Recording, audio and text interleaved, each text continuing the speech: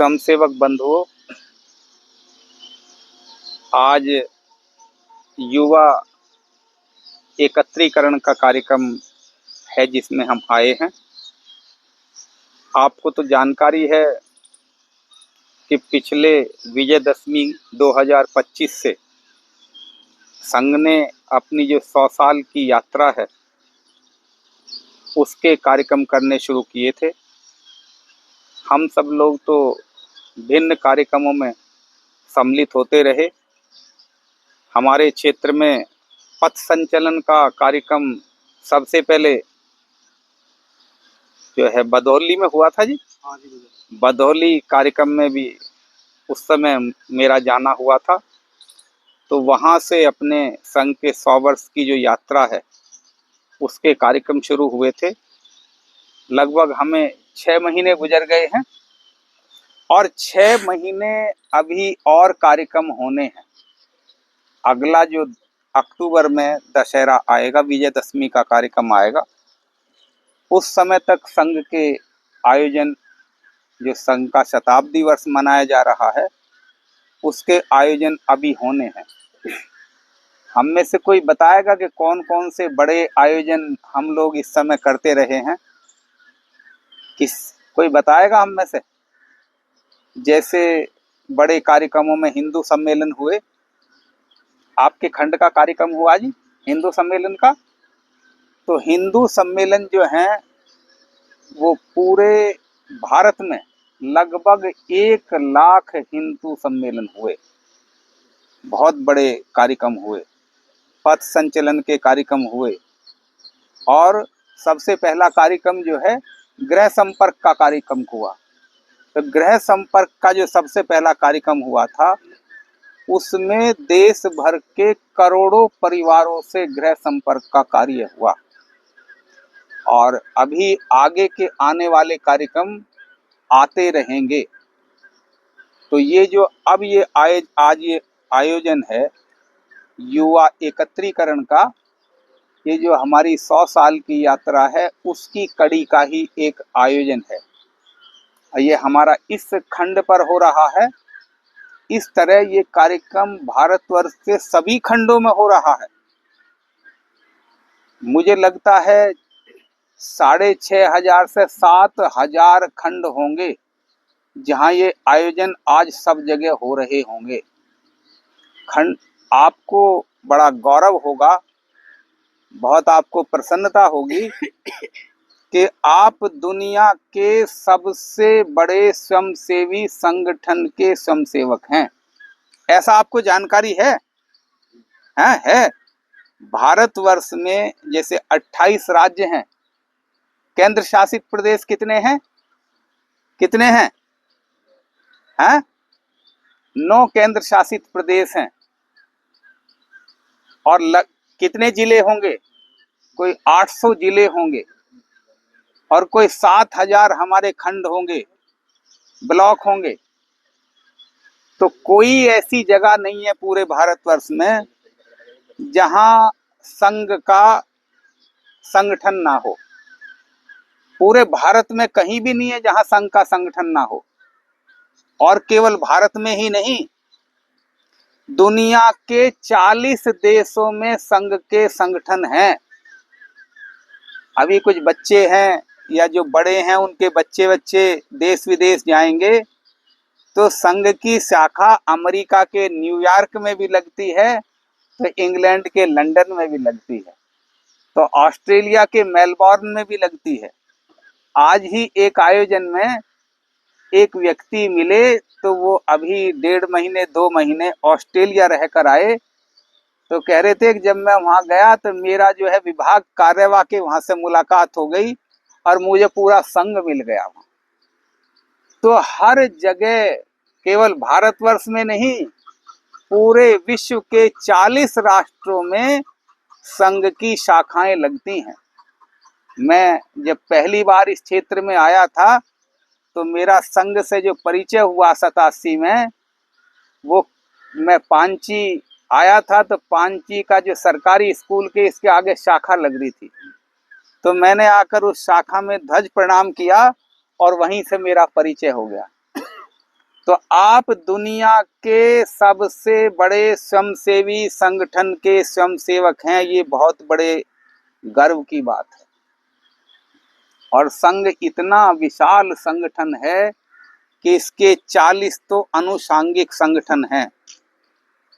आपको कुछ लोगों को जानकारी होगी, लेकिन कोई भी क्षेत्र आप देखोगे तो आपको पता नहीं लगेगा, लेकिन वहां संघ का संगठन चल रहा होगा।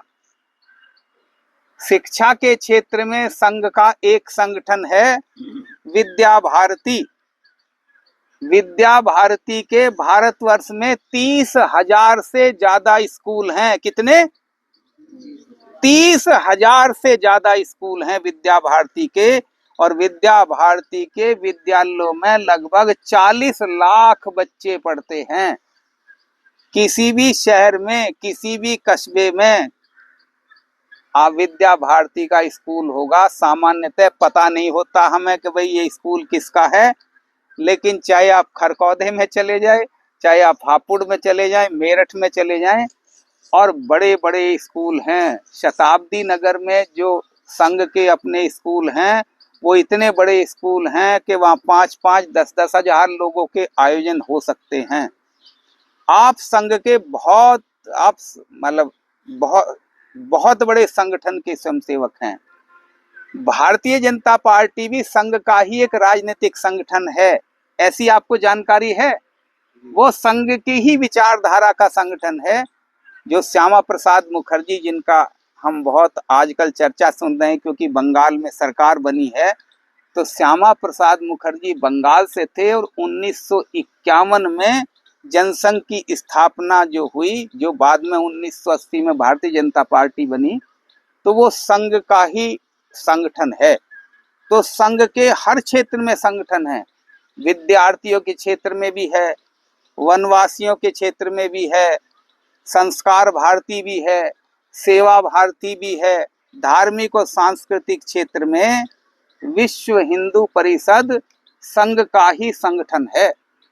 तो आपको ये जानकर बड़ी प्रसन्नता होनी चाहिए कि आप दुनिया के किसी भाग में पहुंच जाएं, भारत के किसी भाग में पहुंच जाए, आप व्यापारी हैं, कारोबारी हैं, आपको दूसरे शहरों में जाना पड़ता है, जहां भी कहीं जाएंगे, यदि बाय द वे आपको कोई सहयोग की आवश्यकता हो और आप यहाँ के अपने जो खंड प्रमुख हैं या खंड के संघ चालक हैं या हमारे ऊपर की जो इकाइयां हैं, विभाग की इकाइयां हैं, प्रांत की इकाइयां हैं, कहीं किसी से वहां का रेफरेंस ले लोगे तो सारे भारतवर्ष में आपको संघ मिलेगा।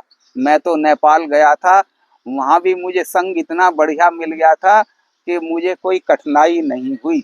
मैं तो जब कभी कहीं दूर जाता हूँ और कभी रेफरेंस लेना हो तो संघ का रेफरेंस मिल जाता। लेकिन संघ एक ऐसा संगठन है जिसको जानना बड़ा कठिन है। देखो, बड़े बड़े मीडिया घराने हैं, बड़े बड़े अखबार हैं, बड़े बड़े टीवी चैनल हैं, लेकिन एक भी पत्रकार जो है ये नहीं कह सकता कि मैं संघ को बहुत अच्छी तरह से जानता हूँ। संघ को लेकिन फिर भी जानना बड़ा कठिन है।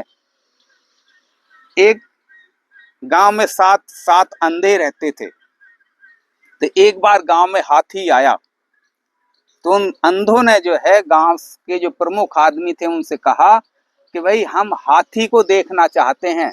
तो वो अंधे थे, तो अंधा था, हाथी को कैसे देखेगा? बड़ी प्रसिद्ध कहानी है ये, इसका संदेश और शिक्षा बहुत बड़ी है। तो एक अंधे को भेजा, तो उसने हाथी का पैर पकड़ा ऐसे, तो पैर पकड़ के उसने ऐसे ऐसे हिलाया, तो वो पैर हाथी का पैर था तो हिलता ही नहीं था। तो उससे पूछा, भाई हाथी तुम्हें कैसा लगा? उसने कहा, हाथी तो मुझे खंबे जैसा लगा, जैसे खंबा हो, नीचे गड़ा हुआ हो, वो हिलता ही नहीं है। दूसरे अंधे को भेजा, उन हाथी की सूंड पकड़ी, उससे कहा, भाई हाथी कैसा है, तुम व्याख्या करो। तो अंधा कहने लगा, हाथी तो ऐसा लग रहा जैसे बड़ा कोई पाइप हो और वो पाइप जो लचीला हो, किधर कोई मोड़ दो, क्योंकि उसने सूंड पकड़ी है, तिरछी थी। तो उसने हाथी को इस रूप में देखा। तीसरे को भेजा, तीसरे हाथी की पूंछ पकड़ी, ध्यान से सुनना, कहानी बहुत महत्वपूर्ण कहानी है, ऐतिहासिक कहानी है, समझ में उस आएगी जो ध्यान से सुनेगा। कि तीसरे ने हाथी की पूंछ पकड़ी, उससे पूछा भाई हाथी कैसा है? उन्होंने कहा हाथी तो मोटी रस्सी जैसा है जिसके एक कोने पर झाड़ू बंधी हुई हो साफ करने की, उसे हाथी ऐसा लगा। चौथे को भेजा, चौथे ने हाथी के जो दांत थे उनको पकड़ा, उससे पूछा हाथी कैसा है? तो उसने कहा हाथी तो भाले जैसा है, नुकीला भाला हो जैसे। तो पांचवे को भेजा, पांचवे ने हाथी के कान छुए, कहने लगे अरे हाथी तो पंखे जैसा है, जैसे पंखे से हवा करनी हो। छठे को भेजा, उसने पेट पे ऐसे हाथ घुमाया, तो कहने लगा अरे हाथी तो दीवार है, बड़ी तकड़ी सी दीवार है ऐसे। सातवें को भेजा, सातवां उसकी कमर पे हाथ चलाया, उसने कमर वैसे भी बहुत बड़ी थी और ढलान भी था, तो कहने लगा हाथी तो पहाड़ जैसा है जिसमें चोटी भी है ढलान भी है। कोई सा गलत तो नहीं था उनमें से, लेकिन कोई सा ठीक था क्या उनमें से? है कोई सा ठीक था या कोई सा गलत था? बताओ कौन सा गलत था? भाई जिसने अंधा था, जो देखा वैसा ही उसको हाथी लगा। तो संग हाथी जैसा है, उसको जानना समझना बहुत आसान नहीं है। संघ ही दुनिया का एक ऐसा संगठन है जहां कागजों पे कुछ नहीं लिखा है।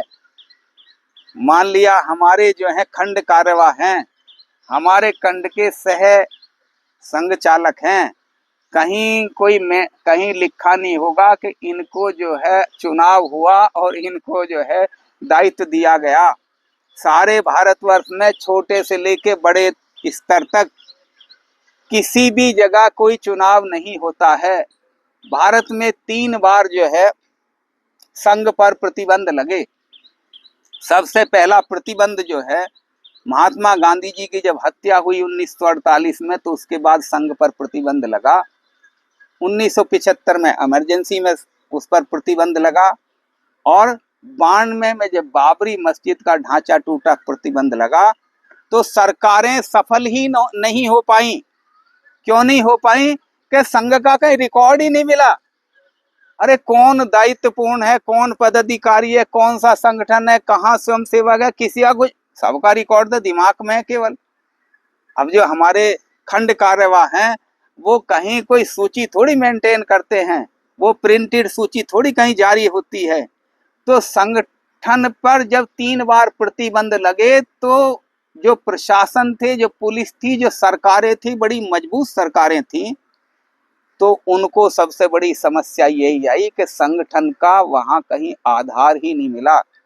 दुनिया का ऐसा संगठन है जो जिसमें करोड़ों स्वयंसेवक हैं, जिसमें कितनी शाखाएं लगती हैं, 70,000, 80,000, 1,00,000 शाखाएं लगती हैं, लेकिन सब यहाँ दिमाग में ही सारे रिकॉर्ड रहते हैं सबके में, या छोटी सी अपनी डायरी में लिखते रहते हैं, लेकिन कहीं रिकॉर्ड नहीं है। सारा परस्पर मित्रता से सबसे चलता है।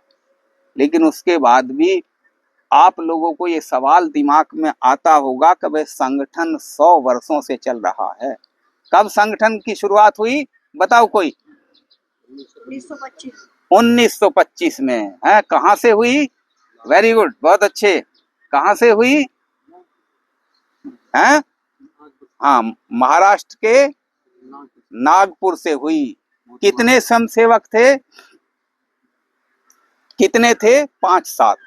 और 5-7 भी कोई बड़े पढ़े लिखे लोग नहीं थे, सामान्य बच्चे थे। और संघ का जो मूल है, वो जो शाखा लगती है, उसमें जो कबड्डी खेली जाती है, उसमें जो कुश्ती लड़ी जाती है, देखो उससे ही चमत्कार हो जाता है। मैंने भी बहुत कुश्ती लड़ी है संघ में, मैंने भी बहुत कबड्डी खेली है संघ में। तो वहीं से देखो क्या इजाद होता है। जो वहाँ कबड्डी खेली जाती है, कुश्ती लड़ी जाती है, वहीं से संघ खड़ा हो जाता है। लेकिन संघ इतना शक्तिशाली संगठन है, संघ इतना मजबूत संगठन है, फिर जो संगठन हिंदू हित की बात करता है, जो संगठन राष्ट्र हित की बात करता है, और 100 साल लग गए तो क्या आपके दिमाग में ये बात आती होगी कि भाई यदि संगठन इतना शक्तिशाली है तो हिंदू का हित आज तक पूर्ण क्यों नहीं हुआ? क्या किसी के दिमाग में ये बात आई आपके में कि भाई इतना शक्तिशाली संगठन है और इतने स्वयंसेवक हैं, इतने अनुसांगिक संगठन चलते हैं, हर क्षेत्र में चलते हैं, फिर भी जो हिंदू हित की बात राष्ट्रीय स्वयंसेवक संघ करता है, राष्ट्र निर्माण की बात करता है, व्यक्ति निर्माण की बात करता है, तो आज भी उसका काम पूरा क्यों नहीं हुआ 100 साल में? आखिर कब तक पूरा होगा? किसी के ध्यान में ये बात आई? एक खरगोश एक पेड़ के नीचे सो रहा था, जैसा ये ताड़ का पेड़ है, ताड़ से एक पत्ता गिरा तो खरगोश बहुत घबरा गया एकदम। पत्ते ने बड़े, ये जो ताड़ का पत्ता बहुत गिरता, तो खरगोश बहुत घबरा गया, घबरा के भाग के अपने बिल में घुस गया। बहुत देर में उसको सांस ठीक आई, ऊपर नीचे सांस आ रही थी, क्योंकि खरगोश दिल से भी बड़ा कमजोर होता है। बाहर निकल कर देखा, चारों तरफ देखा, दुश्मन कहाँ है? उसने देखा दुश्मन तो कोई है ही नहीं। फिर तू डरा क्यों भाई? उसने देखा ही पत्ता गिरा तो बड़ा उदास हुआ, निराश हुआ, कहने लगा परम पिता परमात्मा, तूने मुझे इतना कमजोर क्यों बनाया कि एक पत्ता गिरने से मैं घबरा गया, डर गया? ये तो पत्ता गिरा है, ये कोई दुश्मन थोड़ी है। पर कहने लगा भगवान, तूने मेरे साथ बड़ा अन्याय किया, तू मुझे मजबूत बना देता, हाथी जैसा बड़ा शरीर दे देता, तो मैं जंगल में किसी से डरता तो नहीं, मैं आराम से सोता, आराम से खाता, आराम से घूमता, मुझे कोई परेशान नहीं करता। भगवान भी बड़ा उस समय उदारवादी था। अब तो भगवान दूर होगा, पहले तो छप्पर के पड़ोस में ही भगवान भी रहता था। सच्चे आदमी थे ना, अच्छे आदमी थे। अब आदमी अच्छे नहीं रहे। भगवान ने कहा तथास्तु, जा तो वो उसको जो खरगोश था वो हाथी बन गया। अब हाथी बन गया तो बड़े मजे में रहता था, झूम के चलता था, जंगल में कोई उससे बड़ा जानवर नहीं था, बहुत आनंद से रहता था। एक दिन तालाब में पानी पीने के लिए गया। अब तालाब के मेंढक टर टर कर रहे थे। उन्होंने कहा मेंढकों से, भाई क्या मामला है? अरे हाथी इसका जाना मत। कि क्यों? अरे तालाब में मगरमच्छ है। उन्होंने कहा मैं तो हाथी हूं। अरे पानी में मगरमच्छ हाथी का भी शिकार कर लेता। कहने लगा अच्छा। फिर आया, फिर रोने लगा, कहने लगा भगवान, तूने तो मेरे साथ वही अन्याय का अन्याय कर दिया। अरे मेरा फायदा क्या हुआ हाथी का शरीर बनाने का, जब मेरा शिकार हो जाएगा? अरे मुझे मगरमच्छ बना देता, मुझे मगरमच्छ जैसी खाल लगा देता मोटी, उसमें मोटे मोटे से वो सींग लगा देता। भगवान ने कहा जा तू ठीक है, मगरमच्छ जैसी खाल हो जा, तेरी हाथी पे मगरमच्छ जैसी खाल हो गई। अब तो फिर किसी से नहीं डरता था, अब तो कोई दिक्कत ही नहीं रही। अब एक दिन घूम रहा था, हिरन दौड़े दौड़े आ रहे थे। अरे खरगोश, वो तो उसे जानते थे खरगोश है ये, इसका शरीर तो बड़ा हो गया, दिल तो खरगोश का ही है। अरे खरगोश कहाँ जा रहा है? अरे मैं घूम रहा हूँ जंगल में। अरे भाग जा, पीछे से जो है भैंसों का झुंड आ रहा है, जंगली भैंसे आ रहे हैं। अरे मैं तो हाथी हूँ, मेरे ऊपर तो मगरमच्छ की खाल है, मेरा कोई क्या? अरे भाग जा, कुचल जाएगा, मर जाएगा खरगोश, या भाग जा। भाग गया। फिर अपने बिल के पास गया, फिर रोने लगा, कहने लगा अरे भगवान, तू मुझे क्या बनाया? अब बता, मैं हाथी उसके भैंसों के झुंड से डर रहा हूँ, वो जब मार देंगे। भाई ये तो मेरा जीवन बड़ा खराब है।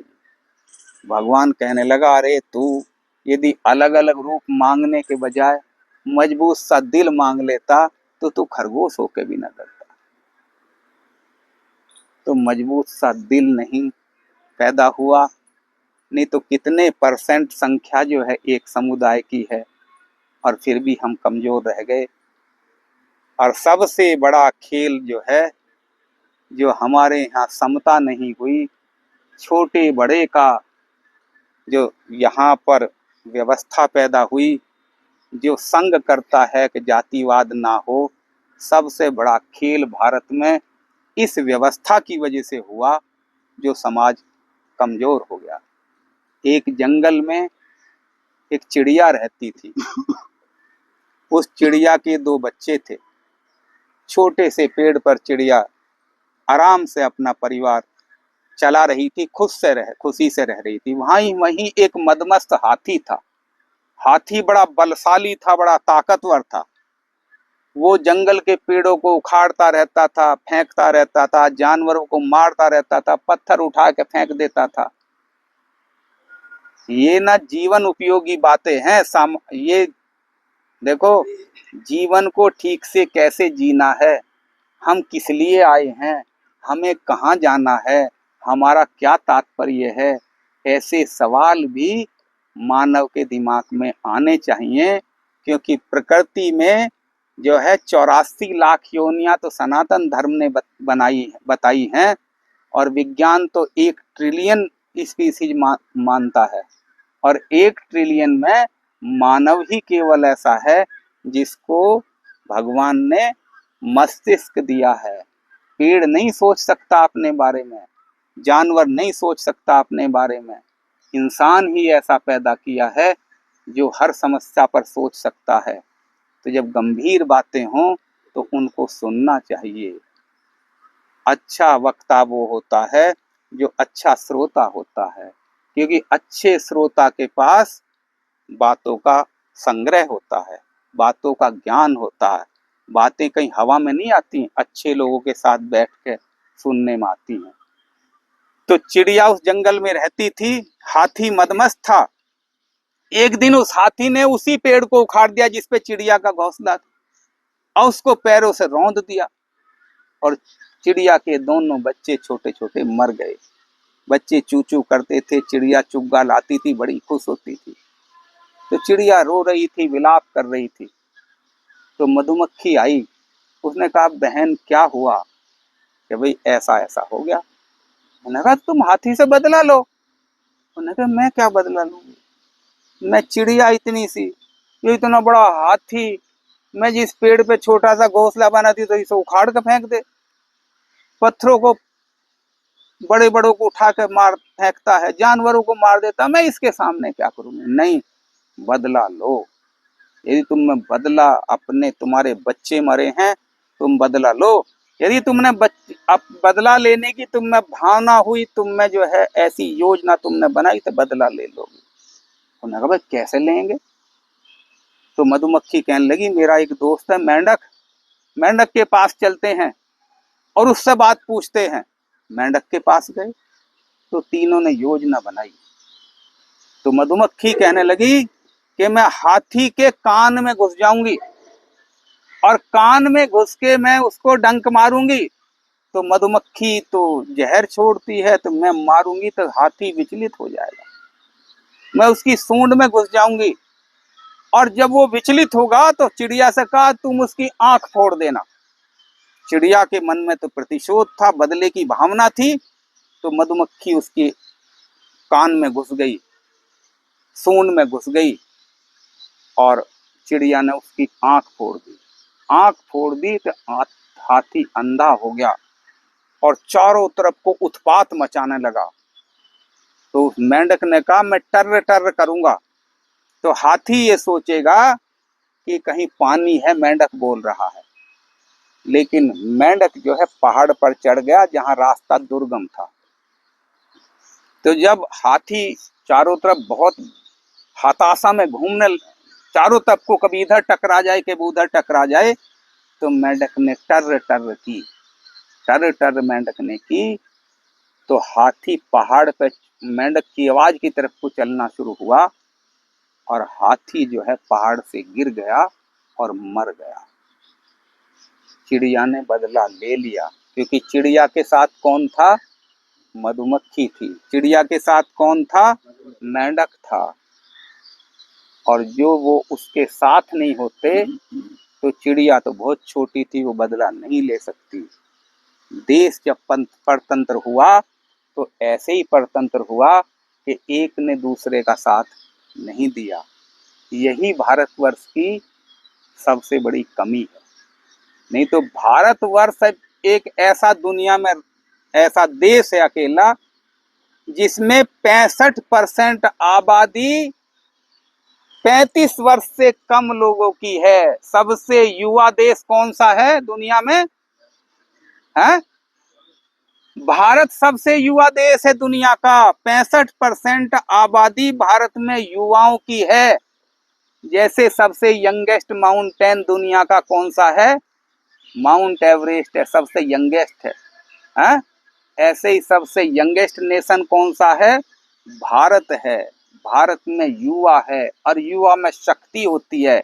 वैसे तो ये युवा एकत्रीकरण का कार्यक्रम था, तो युवा में बड़ी शक्ति होती है, लेकिन युवा भी केंद्रित नहीं है। एक बार स्वामी विवेकानंद बनारस की गली से गुजर रहे थे, तो उनके पीछे बंदर भाग लिया। उनके हाथ में प्रसाद था, मंदिर से आए थे, तो वो घबरा के भाग लिए। एक बुजुर्ग सन्यासी ने आवाज लगाई, अरे युवा सन्यासी रुको, मुकाबला करो बंदर का, डरते क्यों हो, घबराते क्यों हो? तो स्वामी विवेकानंद रुक गए और बंदर की तरफ को खड़े हो गए। उनके हाथ में छड़ी थी, बंदर भाग गया।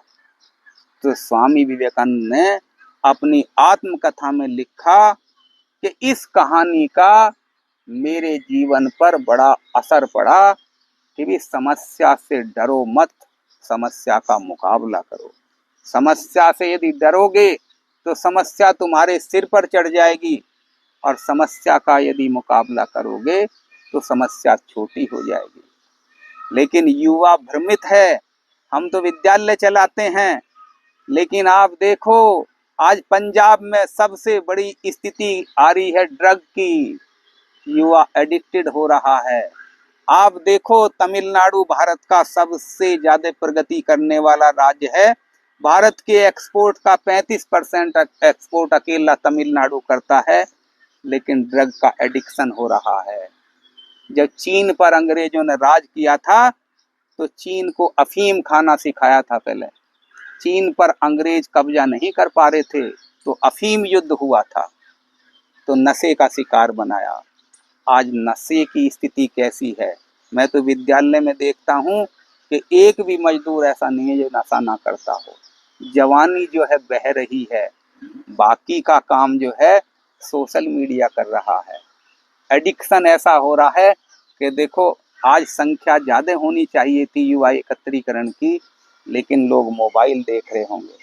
हमारा जो ये रास्ता है, इस पे 2-3 लड़के मैं पिछले 15 साल से देखता हूँ।